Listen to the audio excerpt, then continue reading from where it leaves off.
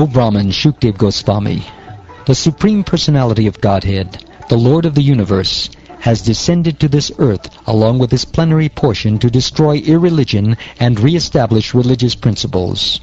Indeed, he is the original speaker, follower, and guardian of moral laws. How then could he have violated them by touching other men's wives? O faithful upholder of vows, please destroy our doubt by explaining to us what purpose the self-satisfied Lord of the Yadus had in mind when he behaved so contemptibly. The status of powerful controllers is not harmed by any apparently audacious transgression of morality we may see in them, for they are just like fire, which devours everything fed into it and remains unpolluted. One who is not a great controller should never imitate the behavior of ruling personalities, even mentally. If out of foolishness an ordinary person does imitate such behavior, he will simply destroy himself, just as a person who is not Rudra would destroy himself if he tried to drink an ocean of poison. The statements of the Lord's empowered servants are always true, and the acts they perform are exemplary when consistent with those statements.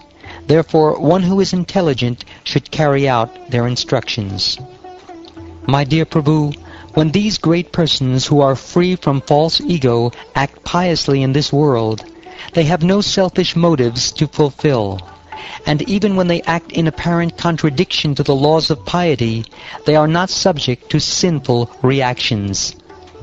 How then could the Lord of all created beings, animals, men, and demigods, have any connection with the piety and impiety that affect his subject creatures? Material activities never entangle the devotees of the Supreme Lord, who are fully satisfied by serving the dust of his lotus feet. Nor do material activities entangle those intelligent sages who have freed themselves from the bondage of all fruitive reactions by the power of yoga.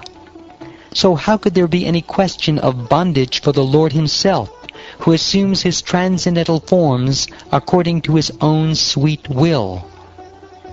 He who lives as the overseeing witness within the gopis and their husbands, and indeed within all embodied living beings, assumes forms in this world to enjoy transcendental pastimes.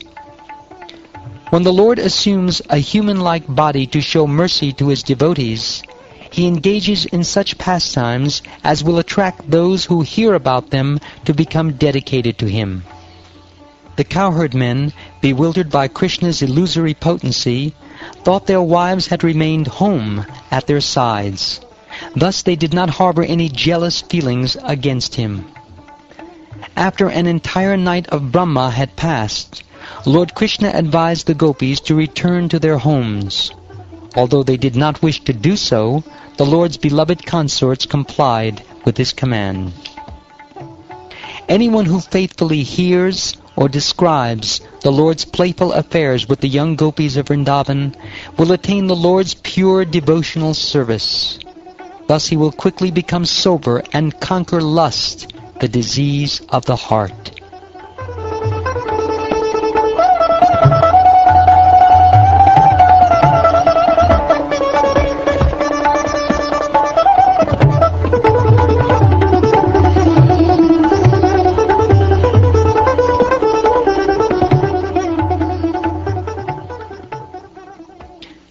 Thus ends the 33rd chapter of the 10th canto of the Shrimad Bhagavatam, entitled The Ras Dance.